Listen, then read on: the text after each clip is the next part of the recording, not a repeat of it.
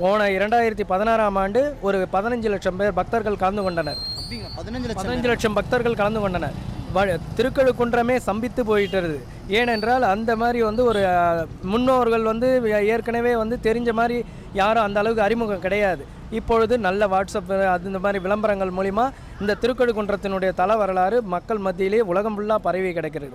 அதே மாதிரி தாழக்கோயில் வந்து பக்தவச்சலேஸ்வரரும் திருப்புர சுந்தரி அம்பாளுக்கு வந்து எப்படின்னா அஷ்டகந்தத்தால் ஆனவங்க.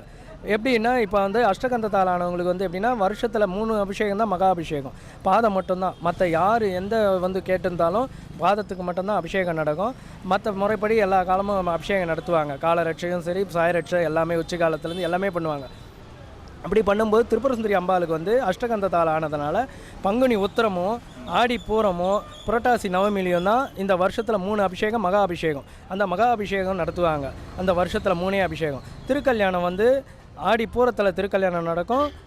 விஜயதசமியில் வருதுங்களா, அது நடத்த மாட்டாங்க. அது மட்டும் கிடையாது. பங்குனி உத்தரத்தில் திருக்கல்யாணம் உண்டு. மேலே வந்து சுயம்பு மூர்த்தியாக இருக்கிறதுனால வந்து அவருடைய இது வந்து சுயம்பு மூர்த்தி தான், தானாக உருவான சுயம்பு தான்.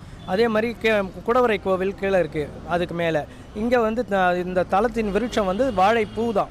அதான் வாழை மரம் அதே மாதிரி தான் சுயம்புவாக வாழைப்பூ போல தான் மேலே சுயம்புவா மூர்த்தியாக இருக்கார். அவர் வந்து கீழே இங்கே இந்த திருக்கழுக்குன்றத்தின் தல விருட்சம்னு கணக்கு பண்ணிங்கன்னா உங்களுக்கு வந்து வாழை மரம் தான். ஆமாம். கார்த்திகை திருநாள் அன்னைக்கு என்னென்ன விசேஷங்கள்லாம்? கார்த்திகை திருநாள் அன்றைக்கு வந்து நேற்றுக்கு பரணி தீபம் மலையில் ஏற்றுவாங்க. திருமலையில் இங்கே தாழக்கோயிலையும் கோபுரத்தில் பரணி தீபம் ஏற்றி வைப்பாங்க. மாலை 6 மணி அளவில் மகாதீபம் ஏற்றுவாங்க. இந்த கிழக்கு முகம் பார்த்து ஏற்றுவாங்க, மேற்கு முகம் பார்த்தும் ஏற்றுவாங்க. இது வந்து எல்லோரும் கிழக்கு முகம் வந்து அந்த கிழக்கு பகுதியில் இருக்கிறவங்களுக்கு தெரியறதுக்காகவும் மேற்கு பகுதியில் இருக்கிறவங்களுக்கு அனைவரும் பார்க்கணுன்ற ஒரு கண்டத்தில் மேற்கு முகம் பார்த்தும் மகாதீபம் ஏற்றப்படும். இதில் வந்து பௌர்ணமி கிரிவலம் வந்து ஒவ்வொரு மாதமும் திருவண்ணாமலைக்கு அடுத்தபடியாக கிட்டத்தட்ட ஒரு 2 லட்சம் பக்தர்கள் வந்து இணையாக சுற்றுறாங்க. அது இல்லாமல் தினமும் மலைவளமும் வராங்க.